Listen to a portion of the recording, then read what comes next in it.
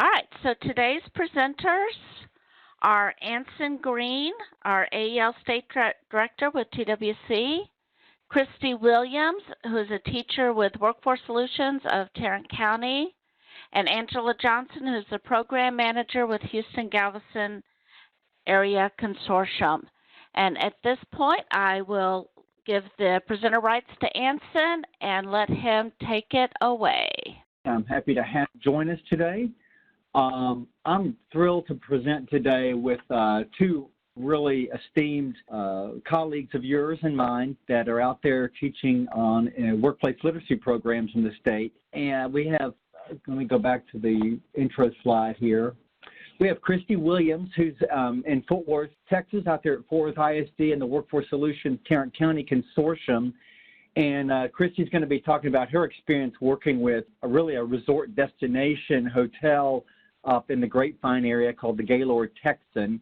And Christy really brings a fresh perspective to working in workplace programs with businesses. This is her first class that she's done with a workplace model. And even though she's been teaching for 4 years, she really shared, as we prepped for this presentation, some perspectives as kind of a new teacher in this realm. So if you're out there as a teacher and your supervisor maybe is thinking of assigning you to a workplace class, or maybe you just started one, I think Christy's feedback and her, as well as anything you'd like to share and ask in the chat, will be really a fresh perspective that she's experiencing right now as a new teacher with a business. And then we have Angela Johnson, who is a very well-recognized and esteemed professional out there out of Houston, Harris County Department of Education.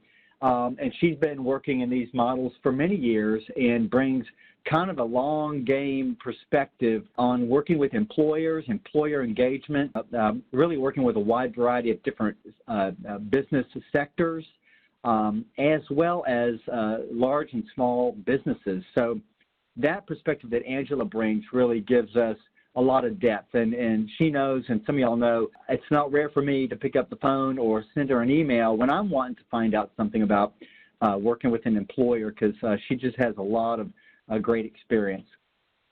So it's a great topic. I myself, when I was an instructor and then later as a local program administrator, worked with many businesses myself and have my own perspectives on this too. We felt like this was a real important topic because it doesn't get discussed enough, but we are seeing really a lot more activity happening with the employer-based or workplace literacy models. So I want to begin just by framing the conversation here a bit.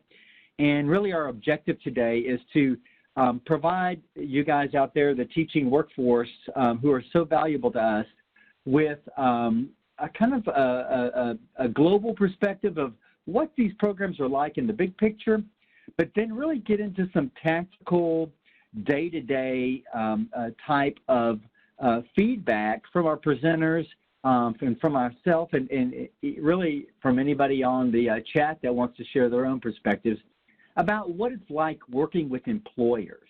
Because the one thing I think we can say is that these programs are really dramatically different than doing your traditional classroom-based or distance learning or hybrid model. In that, in the workplace models, you really have two customers you're working with. We're used to having the student as our primary focus, our primary customer, if you say, as you say. But with an employer workplace program, you're really wanting to meet the need of the workers that are in the class and the students, but also the needs of the employer. And oftentimes they're very aligned, but really if the employer doesn't see the value in what's happening, then often the students lose out because maybe the class gets canceled or the hours get cut or something like that. So I know, having taught myself, manage these programs, I think our speakers will echo this. You're wearing kind of two hats there with two customers you're trying to address. And that's something to keep in mind. It's very different than if you're just teaching a standard adult education class. So as we look at this, so the first question we wanted to bring up, and what we're going to do is kind of have the presenters walk through a little bit of background on what they do, but then I'm going to prompt them with some specific questions as we get to the middle of the presentation, and that'll be ways to have them dialogue and improvise a little bit. So the first question that I was going to just pose and kind of answer myself here is, why would we implement workplace literacy programs? Like, why do this? Well, there's kind of two broad reasons that we see these programs becoming more and more prevalent. One is that in a great economy that we have right now, our students are working, and they don't have time to go to class. And sometimes they're working 2 or 3 jobs, but they often don't have time to come to class, even to do distance learning. And we see that this is a way to get to a large amount of individuals in our communities that need adult education, but they just can't access because of day-to-day logistics and family commitments and work commitments. They don't have time to come to a brick-and-mortar classroom. So bringing the classroom over to the work site is a big win for these individuals, and it really provides a new avenue to find students that are really looking to get a leg up in their skills, and hoping that that leg up will also help them in their jobs. The other reason is employers need us. This is a very tight labor market, meaning you can't find people. If you're an employer, you're having a hard time finding people to fill your job positions. And we hear at the Workforce Commission every day thousands and thousands of employers in the state that are looking for workers. They're looking for workers anywhere they can find them. So this is a way that employers can take their existing workforce that may be working in entry-level jobs, part-time jobs, semi-skilled jobs, and build the skills of those individuals so they can promote them within the company and not have to worry about finding workers from outside in the community. So this is a great way to kind of boost promotion and wage lift for those individuals that are maybe in low-paid jobs. They get a GED, and now they can qualify for other jobs, or they can be a foreman or a supervisor. They have skills, they know the business, so that the employer trusts them and wants to promote them. But sometimes they need more English, they need a GED or high school equivalency of some sort, and then they're ready to move on. And so those workplace programs can fill that gap too, which is just a win-win for the worker and the business. Okay, let me go to the next one here. So why do workplace literacy programs, what do they look like? Well, I just summarized some things here. We'll hear a little bit more from Christy and Angela in just a minute, but they are kind of characterized by some pretty specific commonalities. Often, but not always, but often the curriculum is customized, meaning the employer is really looking to have English skills taught for a specific objective. Maybe they want to increase safety in the workplace, and they're having a hard time between individuals in the workplace that don't speak sufficient English to meet safety requirements. Or maybe they want to implement a new product line or a new piece of equipment, and they need to train individuals in English or math or English literacy so they can operate more advanced services. We see even entry-level jobs now being automated and having all kinds of electronic devices that require some sort of interface that often requires English in order for the individual to operate it. And rather than have individuals get left behind, employers are looking for ways to build those English and reading skills or math skills to help promote them and help them be effective in current workforce conditions. The classes usually are scheduled at very odd hours, sometimes before a shift, sometimes after a shift. I've seen classes offered at 4 in the morning. I've seen offered at 11 at night, depending on if it's a second or third shift. So that's something where you really are having to customize around when the workers are available. It also has impacts, as we'll hear from our presenters, on how well prepared the students are, what their exhaustion state is, if they're coming off a shift, and how do they manage that as an instructor to kind of meet the student where they are. Sometimes, but not always, they're tied to employer incentives. So I've seen models where employers pay the workers to attend class. I've seen them where they don't pay. I've seen them where they pay a little bit of the way, like we will hear from the program out there in Grapevine, Texas. Also, sometimes employers will provide different types of points systems or credit systems that lead to individuals getting additional days off or getting some sort of perks in the company. And typically, we see employers celebrate these classes through employer-based graduations and ceremonies to kind of highlight the hard work that individuals have done within this workplace program. The last 2 points I want to go over, oftentimes we see very unique performance expectations. And when I say that, this is we may be used to testing to help students promote across levels in our national reporting system, but sometimes the employer has a different expectation of what performance looks like. And we as educators kind of have to meet the program in the middle, meet our performance measures or do our best to, but also make sure we're meeting the needs of the employer.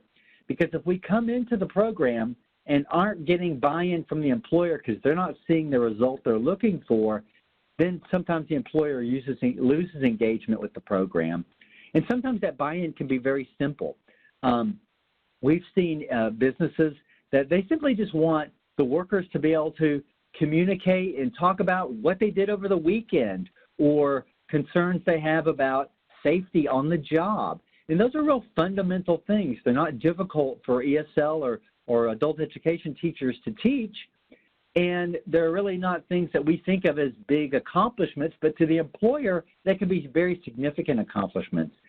So it's good to learn both sides of the performance spectrum. What do we need to make our performance for our program and to report to us over here at TWC, but also, more importantly in these cases, what do we need to do to keep the class going, make sure the employer is seeing this as a productive use of their time and their location, as well as meeting the needs of the workers who really often are coming to the class because they're looking to get some sort of promotion or some sort of expansion and recognition within their own business.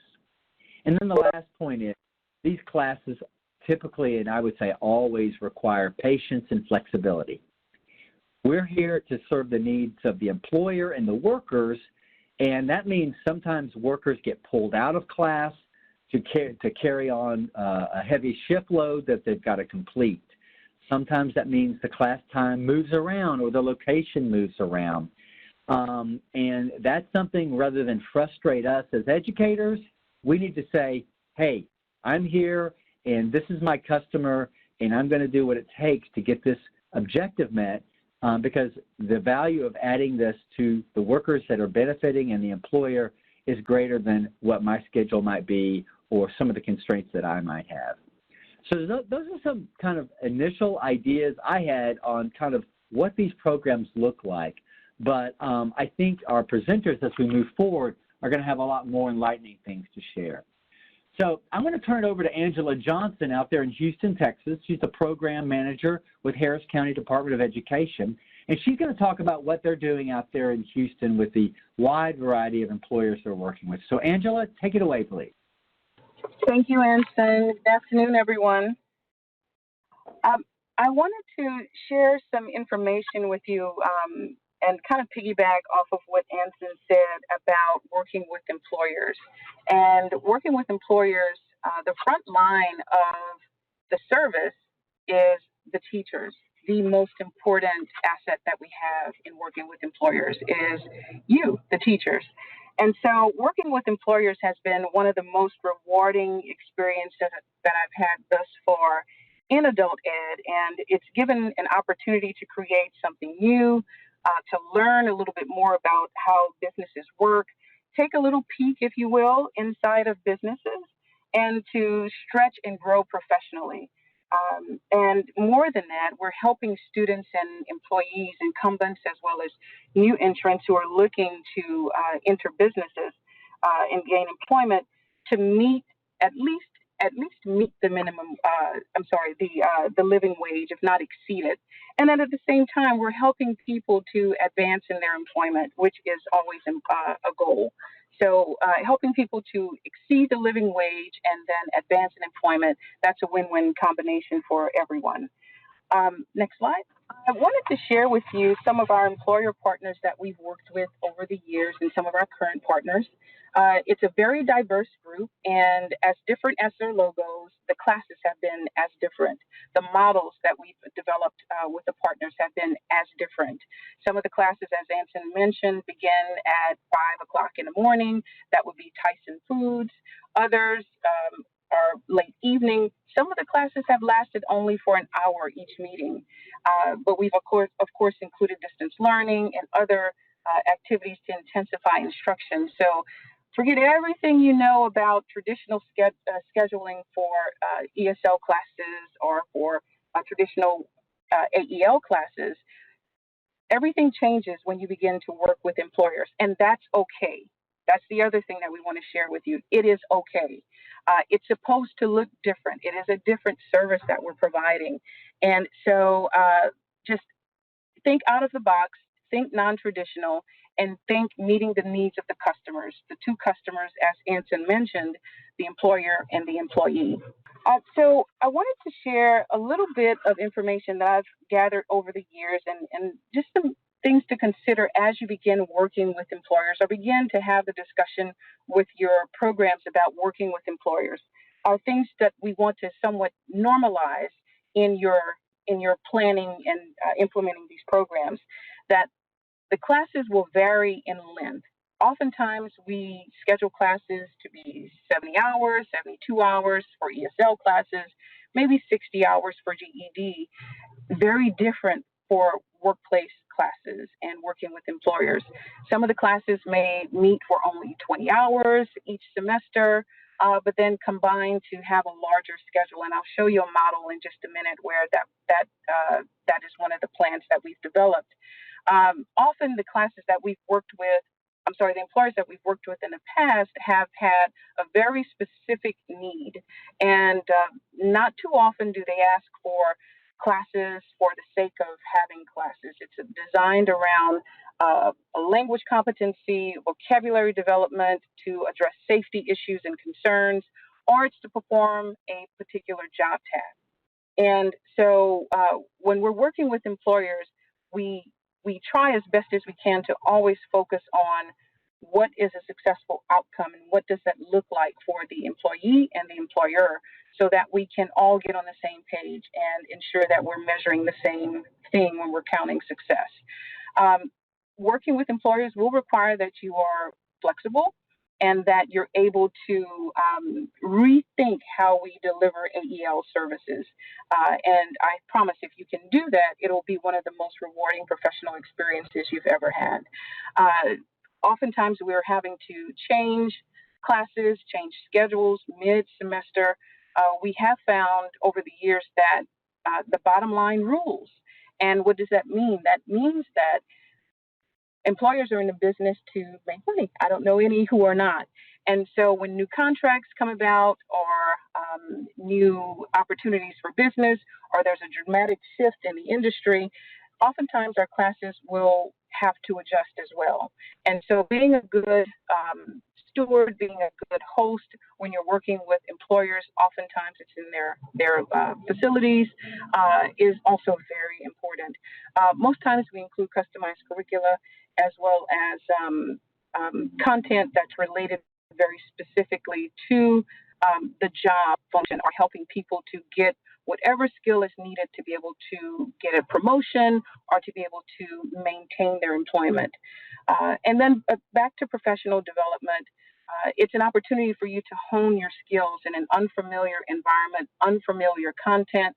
Oftentimes there are opportunities for you to develop curriculum in healthcare, or how to help people put up sheetrock, or how to help people to become, I don't know, you name it. But there are great opportunities for you to hone your instructional skills and do something that you've never done before. And so if you're interested in learning something new, if you're interested in going into new areas, working with employers and employees is a great way to develop. I wanted to share a couple of flexible models, and I'm calling them flexible models because, again, you have to unlearn everything that you know about traditional schedules for AEL classes for these to add up for you. Working with Merrick Brothers Construction Company has been a unique learning experience for us. They have a very mature training program, and so they have been able to, in some cases, pull us along in thinking out of the box when it came to developing classes that would work to meet their needs. And so, as you can see, we have a safety class that meets only for 6 weeks. That class, very specific. The goal of that class is very specific, and it is to develop the safety vocabulary for the ESL participants. And we had a bilingual instructor in the course. We had, in addition to that, a mentor, someone who was a subject matter expert as a mentor in the class. So we had 3 layers of instruction. We actually had the ESL instructor, we had the vocational instructor, and then we also had a mentor. This class only met for an hour and a half each meeting, but it only met for 6 weeks. That meant that we were we would not meet the 60-hour requirement. We subsequently added distance learning to this class to ensure that we could meet our post-assessment guidelines. The next class met for 11 weeks. It was helping the frontline supervisors to develop their skills in basic drawing. They were great at the work that they performed each day. However, vocabulary continued to be a challenge. More than that, because of the knowledge assessments that are required for each level of staff at Merrick Brothers, there's a written exam that goes with the promotion. And so people who knew the content, knew it very well, could train anyone to do the job, simply could not pass the training module assessments. And so our job was to come in and provide some information and instruction so that these highly skilled individuals could capture their knowledge in a test. And the same for the advanced drawing class. It met for 17 weeks. It met for 17 weeks because I think this group met only for about an hour and a half each week. And we had to have a much longer class and include distance learning to make sure that we could, as much as we can, take care of our bottom line, which is pre-test and the post-test, but then also helping people to meet their goals at their place of employment. Contextualizing the curriculum. This is another example that we provided to, another opportunity that we provided to the Merrick team, and it's an accident report. This was a challenge for the organization. As you know, working in a construction site, you can imagine, I'm sure, that accidents will happen. And so filling out an accident report is important. And filling out that report correctly is even more important. As you can see, we broke the accident report into 3 sections. And instead of sessions, consider it semesters, or a 6-week program, because we were meeting at that time for only 6 weeks at a time. Each section of that accident report was broken up into activities that spanned about 5.5 weeks, and we really drilled down into the content to help the employees be able to complete this form with competency. Remember, this form is going to HR, perhaps it's going to legal, perhaps it's helping employees to access workman's compensation. So it's a critical document, and we were able to figure out how to, within 6-week segments, complete this form and help the employees to gain some competency in completing this form. Thank you. And the next model that I want to share with you is with Methodist Hospital, internationally trained professionals working at Methodist Hospital who are responsible for helping patients to access information and engaging patients and their families is a critical role for this group. And so they also conduct some research as well. So this particular group reached out to us, and they needed to work with these professionals who are degree professionals from different parts of the world, and they wanted to help develop their ESL skills. Sorry. And so we developed something that was really flexible. We are working with employees here who are working sometimes more than 40 hours a week. And so we had to develop something that was very flexible, and this is what we came up with. The class meets for only 2 days a week, Monday and Wednesday, and it only meets for 2 hours at a time. This is a different schedule for our teachers because our classes usually meet at a minimum for 3 to 3.5 hours, maybe 3 times or 4 times a week. Please note that the class is meeting in a conference room. It will meet around a conference table. It is not in a traditional classroom, so the setting is even different. And also note that the class sessions scheduled at 22 hours each session. We had to figure out a way to help the employees to get to the end of the course. And the way that we could help them to do that is create smaller courses instead of one large course, because we also had to focus on their enthusiasm in helping people to get a win. And so we developed 3 courses that meet for approximately 20 to 22 hours each session for a total of 66 hours. And that allows us to be able to post-test people accordingly. And so I wanted to share, again, just some very flexible models. And I will now turn it over to Anson or Christy to move forward, and then I'll be back to answer any questions that you might have. Okay, before we move on, there has been a question, and it's in a what-if scenario. Let's assume we're meeting for 6 weeks for 2 hours each week. Students cannot complete the required hours to get an MSG through post-testing. Would an employer-designed post-test count as an MSG? All right, I'm going to tackle that, and then I'm going to ask Angela to kind of talk this through and see what she does in these situations. That's an excellent question, and I would say probably the main question that's always on my mind, and sometimes I get frustrated about this question, as some of y'all know. So we built our life around pre and post testing for the performance of adult education. And WIOA, introduced some other ways to show performance, earning a high school equivalency or entering post-secondary education. But sometimes, even with those 3 options, we're still challenged with workplace programs, just like the one that Angela just described, pretty short term, in terms of getting the intensity that we need to show post-test gains. And oftentimes, workplace programs, because of this, become less attractive in people's minds, especially people that are looking to get their performance up for their program, than standard classes. And I get that question quite a bit. But so here are the things I'll say about that.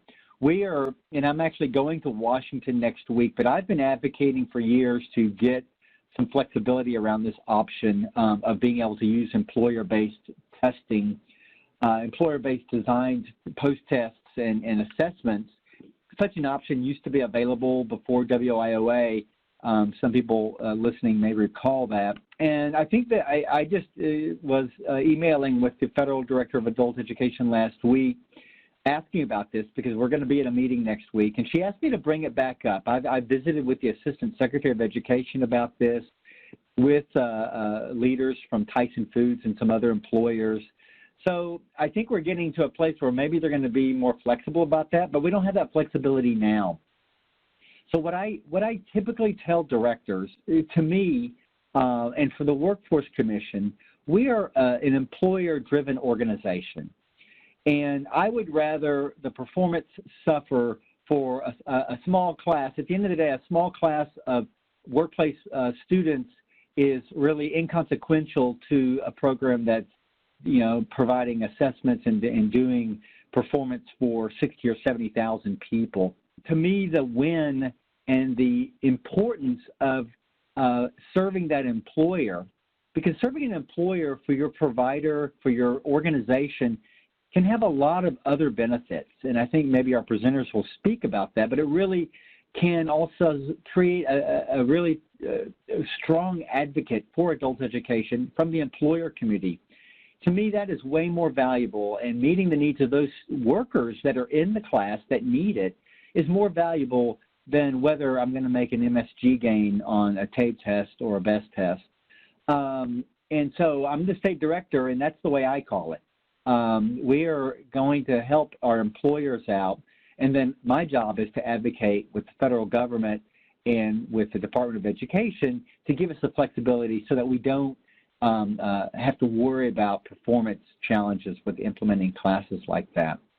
Angela, do you have some perspectives? What do you do, I mean, when you have a short-term class? What's your experience been? Anson, that's our rationale exactly. We understand that our other classes will absorb whatever loss we might have. If you want to consider it a loss, it's not a loss at all, actually, but we'll absorb the fact that we didn't post-test or that we didn't get to the number of hours. And so it doesn't happen often, but it is sometimes looking at the bigger picture. And so our rationale is the same as yours.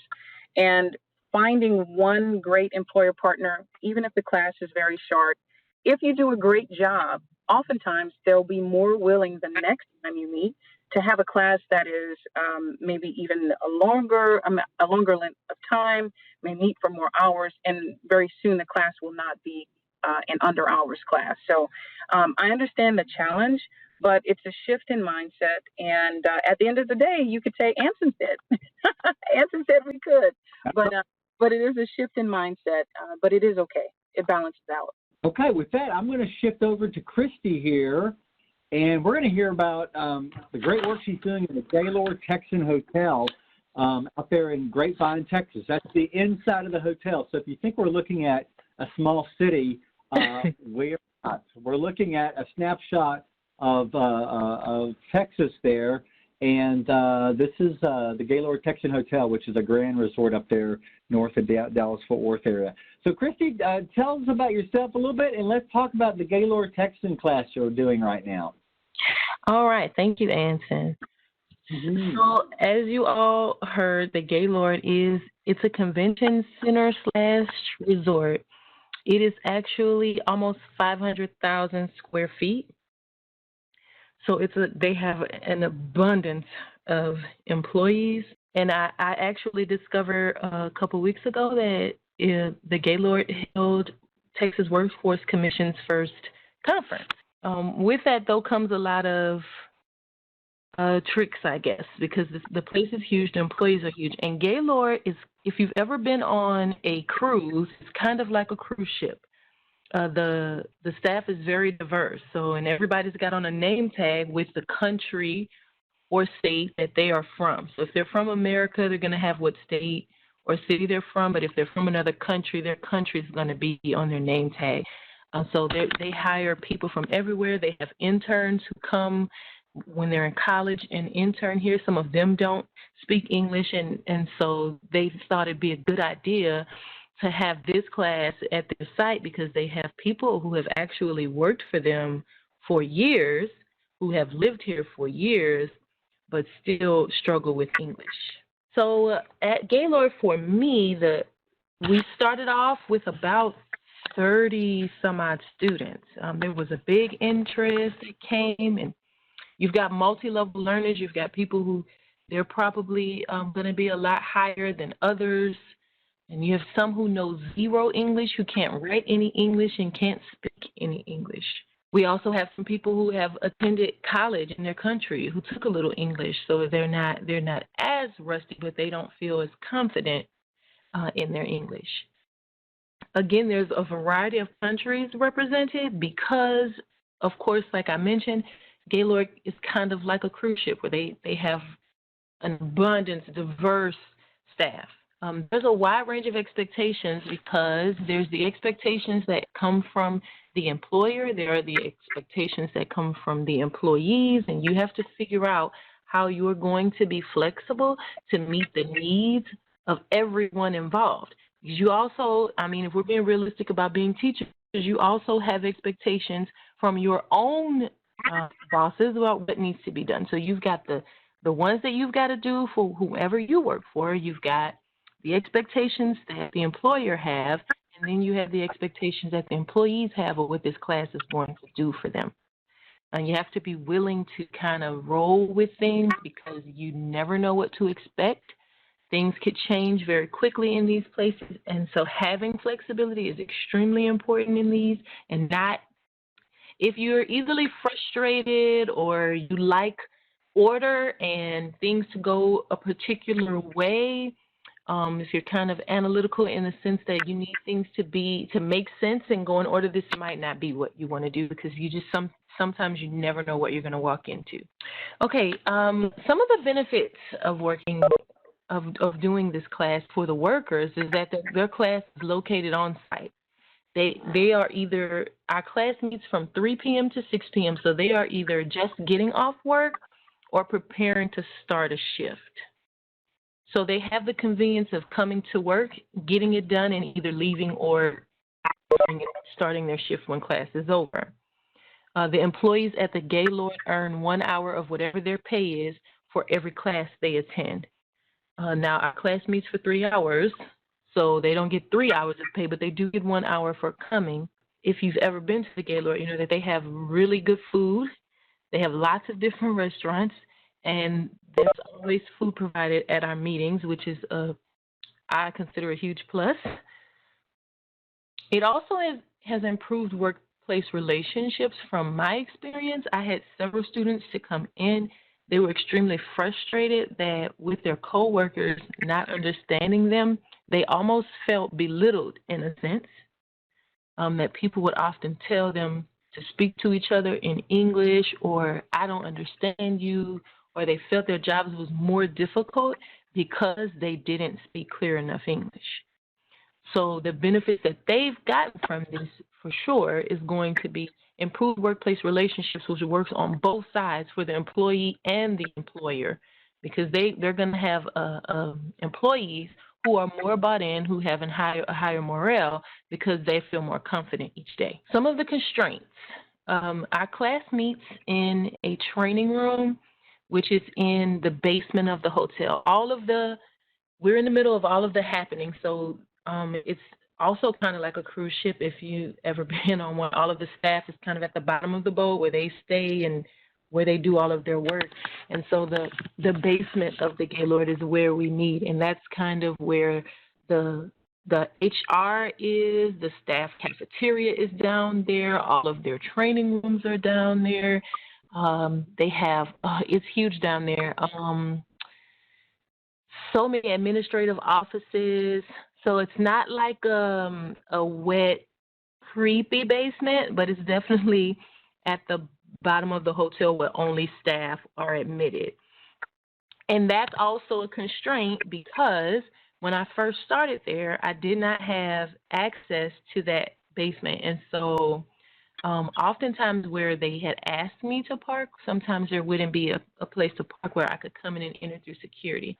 So I would have to park in the parking garage, which is not conveniently close to the building, walk over to the hotel, and then I'd have to try to call and wait for someone to come up and let me in. Fortunate for me, this year they've given me a vendor ID, but it could be frustrating because you lose time. So I had to plan ahead to get there early enough to expect that it's possible that when I get there, I may not be able to enter through security. Keeping long-term employee buy-in is important. Like I said, we started off with about 30-plus students in the beginning. They were all about it. By week 3, we were already down to about 20. So some of the issues that we encountered was that, number one, the leaders within the hotel had agreed that they would make sure that staff could be off in time or scheduled later to be able to make the classes if they were informed that they were enrolled in class. And what started happening was staff wanted the hours, and if they told their boss that they wanted to work, the boss put them on the schedule. Or some of the boss ignored the fact that they were in class and put them on the schedule anyway. And if they're left to choose, they're going to choose to go to work. So keeping them bought in and keeping leadership bought in is really important. So we kind of made a conscious effort this new semester to focus with leaders. I've made myself available in common spaces for them to meet me, to talk to me, not only students but leaders, so that they know who I am and they understand what we have here. There was a conversation had with my contact at the Gaylord to help us with that. And so it's one of the important things about those constraints when you have them is to have conversations about them. If you see something that could be an issue, go ahead and get out ahead of it before it gets worse. And so we did our best to kind of work through those things. And making sure that we know what the employer's demands are. What are the things that they expect to see? What are the things that they want to see happen? So I think for this site, it wasn't as much. They just wanted to be able to have this thing to offer to they call their employees stars. They wanted to offer their stars something that would get them more buy-in to keep them there. And so as long as their employees report back that they're satisfied, that they're happy, that they're learning, there haven't been many demands or many issues with this site. I've actually had quite a few of the students get promotions since they've been taking the class. And so that has made some good strides with the employer. As far as curriculum is concerned, we definitely use Ventures, and we also use Burlington. Because our class only meets one time a week, we allow them to make up for that time that they're not in class. As our traditional classes usually meet at least twice, they have Burlington to use and practice with when they're not in the classroom. They don't need us there to be able to use those. So providing distance learning is beneficial when you have these classes that are kind of short term. And when you're considering, oh, I may not get my hours, this is an opportunity because they still earn hours, classroom hours, when they're using their distance learning. So it kind of bridges the gap as well between classes and helps them to earn additional hours. Making class relevant to their job role. So while I do still teach our traditional lessons. For instance, when we are learning directions, instead of just simply doing directions in the street, most of the people that are in these classes, they're going to have one-on-one interactions with customers throughout the hotel. So what they all said that they struggled with was knowing where something is, but not being able to tell people how to get there when they stop them. So we practice using directions for how to get to certain places, and this place is huge, so we had plenty of time throughout the hotel. I also would implement games like every other week. We would play different games from the Ventures. In Ventures, sometimes they have these little activities that they suggest you can use to keep everybody involved. And I would utilize those, and because I had pretty great support still have pretty great support from the employer, they provide goodies for the teams that win. So they're bought in because they know afterwards they're going to get something. So they've gotten the little charger booths, they've gotten blankets, gift cards, just certain things that help to kind of keep them engaged. So those are the things that we've done as far as curriculum goes with them. Are there any questions? No question. Just a comment about our students also love Ventures and Burlington English. Both are great resources. Yes, they are. Thank you from Brenda Schofield out there. Okay, we've got 10 minutes left. I'm going to field some questions here. So this is a lightning round for our two presenters here. The first one is and we really talked about this, so we might want to move on to some other ones, but how do you see students in the workplace literacy class differing from those you've worked with in more traditional classes? So Christy or Angela, how are the students different, or are they different? I found that they are more alike than they are different. They have some of the same goals as our traditional students. The site is just kind of what makes things different. But the students pretty much have some of the same goals. Even if they're doing it for their job, their motivation may be their job, they have other reasons why they want to learn English outside of the workplace. So I think, to me, they're much more alike than they are different. Excellent. Angela? Very quickly adding to that, I think sometimes they're very different in terms of the amount of energy they have when they come to class, depending on the type of work that they perform during the day.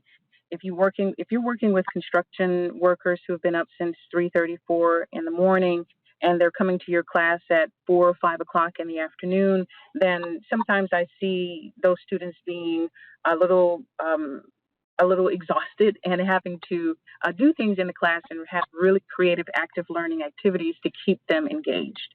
So I do find that they're different a little in that way. Okay. I would say one thing I recall having when I taught one of these was the workers for a while thought I worked for the business, and so they were less.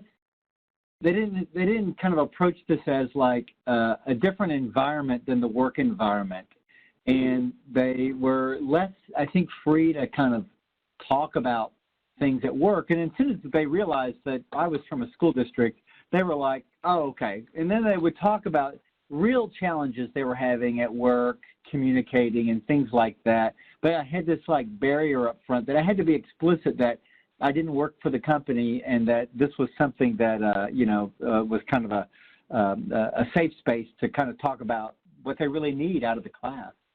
All right, next question. Let's see here. What do you have to take into consideration when working with the employer to conduct an effective class? Okay, I think this goes back to flexibility because there's so many working parts in running a business, especially one as large as Gaylord. They have sometimes conventions going on at the same time that these classes are being held.